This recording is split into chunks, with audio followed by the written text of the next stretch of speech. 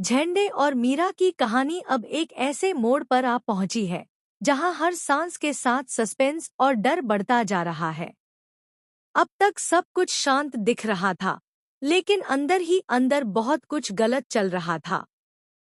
मीरा, जो सबकी नजरों में मासूम, समझदार और भरोसेमंद थी, असल में एक बहुत बड़ा खेल खेल रही थी।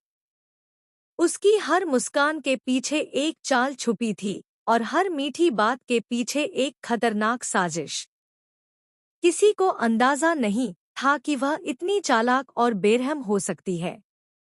लेकिन अब झंडे को उसकी असलियत का पता चल चुका था, और यही बात इस कहानी को सबसे खतरनाक मोड़ पर ले आई।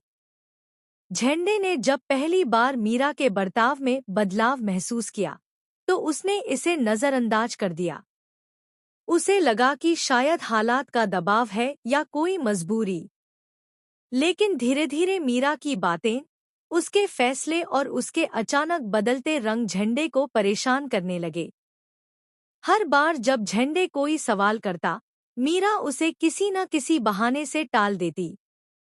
उसकी आंखों में अब पहले जैसी सच्चाई नहीं थी, बल्कि एक अजीब सा ठंडापन था। झंडे का दिल मानने को तैयार नहीं था, लेकिन उसका दिमाग उसे लगातार चेतावनी दे रहा था कि कुछ बहुत गलत है। एक दिन झंडे ने मीरा का पीछा करने का फैसला किया। वह जानना चाहता था कि मीरा आखिर किससे मिलती है और क्या छुपा रही है। उस रात अंधेरा कुछ ज्यादा ही गहरा था और माहौल में एक अजीब सी बेचैनी फैली हुई थी। मीरा चुपचाप घर से निकली और एक सुनसान जगह की ओर बढ़ गई। झंडे दूर से उसका पीछा करता रहा।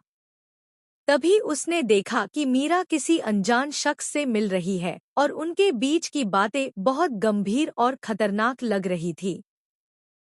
झंडे ने जो सुना, उसने उसके पैरों तले जमीन खिसका दी। मीरा किसी बड़े गेम प्लान का हिस्सा थी, जिसमें कई लोगों की जिंदगी दांव पर लगी हुई थी। उस पल झंडे को समझ आ गया कि मीरा सिर्फ धोखा नहीं दे रही, बल्कि वह सबको बर्बाद करने की तैयारी में है। उसके दिमाग में गुस्सा, दर्द और धोखे की आग एक साथ भड़क उठी। जिस इंसान पर उसने सबसे ज्यादा भरोसा किया, वही उसकी सबसे बड़ी दुश्मन निकली। झंडे पूरी रात सो नहीं सका। उसके सामने बार बार मीरा का चेहरा घूमता रहा, लेकिन अब उस चेहरे पर मासूमियत नहीं, बल्कि खतरनाक चालाकी नजर आ रही थी।